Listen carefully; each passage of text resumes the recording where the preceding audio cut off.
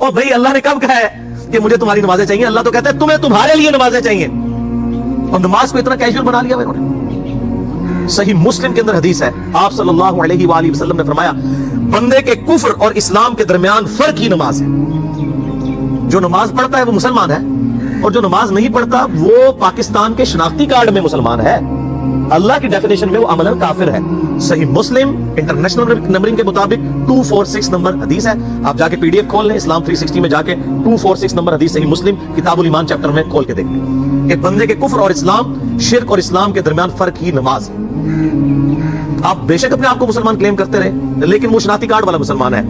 نکاح طلاق والا مسلمان ہے، اس کا جنازہ بھی پڑھ دیا جائے گا، پیدا ہوگا اذان بھی دے دی جائے گی، اللہ کے حضور وہ مسلمان نہیں ہے، وہ بس کلمے کا ہی ہم احترام کرتے ہیں، ادروائز تو عملاً کافر ہے وہ۔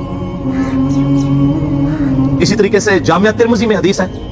سنن نسائی کے اندر حدیث ہے، سنن ابن ماجہ کے اندر حدیث ہے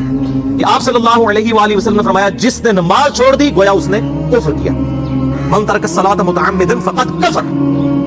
اس سے زیادہ اور کیا سخت بات کی جائے کہ کسی کو یقین ہے کہ جس نے جان بوجھ کے نماز چھوڑ دی اس نے کفر کیا۔ آپ جان بوجھ کے یہ نہ سمجھیے گا کہ میں بال بچوں دے وہ کمائی کرتا رہنا تو مجھے ٹائم نہیں ملتا۔ جان بوجھ کی ڈیفینیشن بھی نبی علیہ السلام نے بخاری اور مسلم میں موجود ہے کہ اگر کوئی شخص بے ہوش ہو جاتا ہے یا سویا رہ جاتا ہے، یہ دو آپشنز ہیں، یا تیسرا آپشن ہے وہ بھول جاتا ہے، تو جیسے یاد آئے اسی وقت وہ والی نماز پڑھ لے۔ لیکن جو شخص دنیا کو ٹاپ پرائورٹی مانتا ہے، اپنا آفس چھوڑنے کے لیے تیار نہیں، اپنا کلینک چھوڑنے کے لیے تیار نہیں ہے، اور اپنی دکان چھوڑنے کے لیے تیار نہیں ہے نماز کے لیے، تو ظاہر ہے کہ وہ تو اپنے آپ کو دھوکہ دے رہا ہے۔ اللہ تعالیٰ تو اپنے معاملات کے اندر بالکل اسٹریٹ فارورڈ ہے، بالکل یہ ذہن میں رکھ لیں۔ جامعہ ترمذی میں صحیح سند کے ساتھ موجود ہے، عبداللہ بن شفیق تابعی رحمہ اللہ تعالیٰ کہتے ہیں کہ صحابہ کرام علیہم رضوان صرف نماز کے چھوڑنے کو ہی اعمال میں سے کفر سمجھتے تھے، یعنی وہ کسی کو نماز پڑھتا ہوا دیکھتے تھے تو کہتے تھے یہ مسلمان ہے، اور کسی کو نماز پڑھتا ہوا نہیں دیکھتے تھے تو وہ کہتے تھے یہ کافر ہے۔ یہ جامعہ ترمذی ہے، یہ کوئی سٹوری بک نہیں میں سنا رہا آپ کو۔ مسند احمد میں صحیح سند کے ساتھ حدیث ہے، نبی صلی اللہ علیہ وآلہ وسلم نے معاذ بن جبل سے فرمایا معاذ اللہ کے ساتھ کسی کو شریک نہ ٹھہرانا، خواہ تمہارے ٹکڑے ٹکڑے کر دیے جائیں، تمہیں سولی پہ چڑھا دیا جائے، تمہیں آگ میں جلا دیا جائے، اللہ کے ساتھ کسی کو شریک نہ ٹھہرانا، اور معاذ نماز بھی نہ چھوڑنا، کیونکہ جس نے نماز چھوڑ دی اللہ تعالیٰ کے ذمہ کرم سے وہ نکل گیا، اللہ کے حضور اس کے لیے کوئی حصہ نہیں ہے جس نے نماز چھوڑ دی۔ کتنا کرٹیکل ایشو ہے۔ اور اسی طریقے سے مسند احمد میں یہ ایک اور حدیث ہے کہ آپ صلی اللہ علیہ وآلہ وسلم نے فرمایا جس شخص نے اپنی زندگی میں نماز کی حفاظت کی، قیامت والے دن وہ نماز اس کے لیے نور ہوگی، نجات ہوگی، اور اس کے حق میں دلیل ہوگی، اور جس نے نمازوں کی حفاظت نہیں کی اس کے لیے قیامت والے دن کوئی نجات، کوئی نور اور کوئی دلیل نہیں ہوگی، الٹا اس کا حشر قارون، فرعون اور ابی ابن خلف کے ساتھ ہوگا، والعیاذ باللہ تعالی۔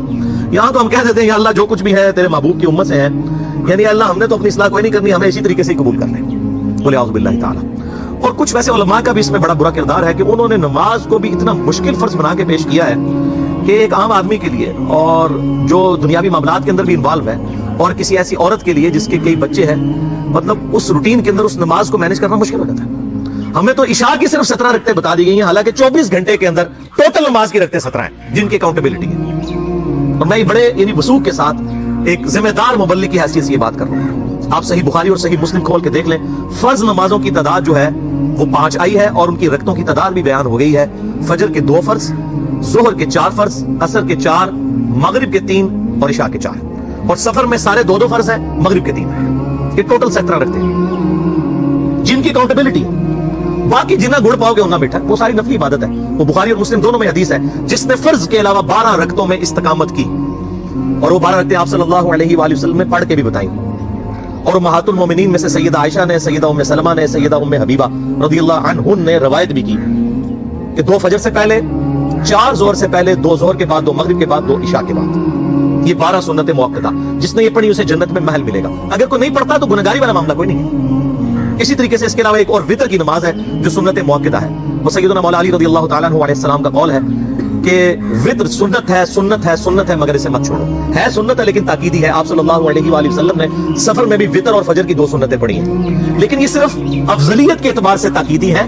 ان کی اکاؤنٹیبلٹی کوئی نہیں ہے۔ البتہ یہ ضرور ہے، سنن ابی داؤد میں ایک حدیث ہے کہ جس کی قیامت والے دن فرضوں میں کوتاہی نکل آئے گی تو اللہ تعالیٰ فرمائے گا میرے بندوں کی جو نفلی اور سنت عبادت ہے اس کو تول لو اور فرضوں کے ایکویلنٹ قبول کر لو۔ تو آپ اگر یعنی سنتیں پڑھیں گے تو اس کے ایکویلنٹ نفلوں کی کوتاہی پوری ہو جائے گی، ادروائز اکاؤنٹیبلٹی اس کی کوئی نہیں ہے، یہ ذہن میں رکھیے گا۔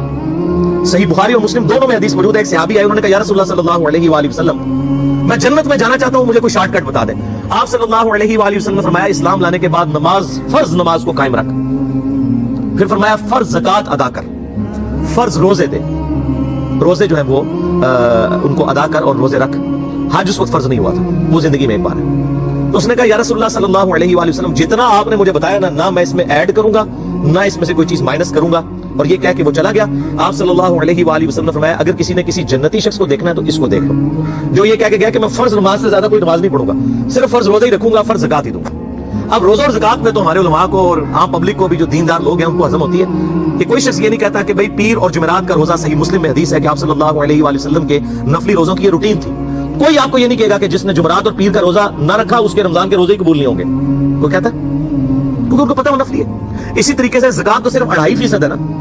باقی تو نفلی صدقات ہیں جتنے مرضی دے۔ کوئی شخص نہیں کہتا کہ نفلی صدقہ نہ دیا تو آپ کی زکات بھی قبول نہیں ہوگی، الٹا یہ کہتے ہیں وہ بس جی زکات دے لو تو باقی سارا مال پاک ہے۔ لیکن جب فرض نماز کی باری آتی ہے تو اس کو 2 12 رکھتے ہیں، بھی سنت موقع بیچ میں گھسیٹ دیتے ہیں، وہ بھی صرف فضیلت ہے۔ ٹوٹل 17 رکھتے ہیں، 2 فجر کی، 4 ظہر، 4 عصر، 3 مغرب، 4 عشاء۔ یہ میں کو اپنے لیے گراؤنڈ نہیں بنا رہا، میں تو الحمدللہ اس کے علاوہ بھی نفلی عبادت کرتا ہوں، لیکن میں بتا رہا ہوں خدا کے لیے لوگوں کو دین ایسا مشکل نہ پیش کریں کہ جو نبی علیہ السلام نے امت کو وہ دین نہیں دیا ہوا، اپنی مرضی سے انجیکٹ نہ کریں دین، لوگوں کے لیے مشکلات نہ کھڑی کریں، ان کو فرض نماز تک رکھیں۔ پھر انشاءاللہ کئی لوگوں کو میں نے اس نے نماز شروع کروائی، انہوں نے سنت نماز بھی، نوافل بھی شروع کر دی ہے، لیکن آپ کم از کم وہ ڈیٹم لیول تو اچیو کروائیں لوگوں کا۔ لیکن فرض نماز کی باری آتی ہے کہتے ہیں جی سنتے بھی حصہ ہے، کہاں سے میرے بھائیو حصہ ہے؟ وہ 17 رکھتے ہیں، سنتیں پڑھیں گے ثواب ہے، نہیں پڑھتے گناہ کوئی نہیں ہے۔ تو کم از کم فرض تو ادا کریں، اس کے لیے آپ کو ٹوٹل 24 گھنٹے میں میرا خیال ہے 40 منٹ بھی نہیں چاہیے فرض پڑھنے کے لیے، تو اس کے اوپر تو استقامت کم از کم ہم اختیار کریں۔ اور چھوٹی چھوٹی جو نٹی گٹیز ہیں ان کو تو ہم نے اتنا فالو کیا ہوا ہے، اور فرض نماز کے بارے میں ہم اتنے کیجول ہو جاتے ہیں۔ تو یہ فرض نماز کی امپورٹنس اس حوالے سے ضروری تھی، اس لیے میں نے ساتھ ہی بیان کر دی۔